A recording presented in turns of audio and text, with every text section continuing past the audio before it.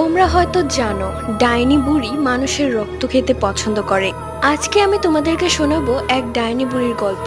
এক মহিলা তার স্বামীকে নিয়ে একাই থাকতো। সে 7 মাসের গর্ভবতী ছিল, তাই তাকে কড়াভাবে বলে দেওয়া হয় রাতের বেলা যত প্রয়োজনই হোক স্বামীকে ডাক দিতে, একা যেন বাহিরে বের না হয়। কিন্তু সে মহিলা ছিল অনেক সাহসী। সে বলতো, ওইসব ভূত প্রেত আমি বিশ্বাস করি না, দেখবো নে কার কতটুক সাহস আমার সামনে আসার। একদিন রাতের বেলা তার বাথরুমে যাওয়ার প্রয়োজন হয়। সে তার স্বামীকে ডাক দেয় না, একাই চলে যায়।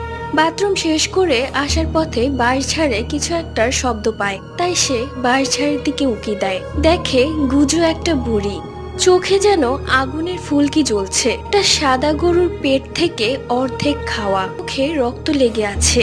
এই দৃশ্য দেখে মহিলাটা এক চিৎকার দিয়ে অজ্ঞান হয়ে পড়ে যায়। পরবর্তীতে তার বাচ্চাটাকে আর বাঁচানো যায়নি, গর্ভপাত হয়।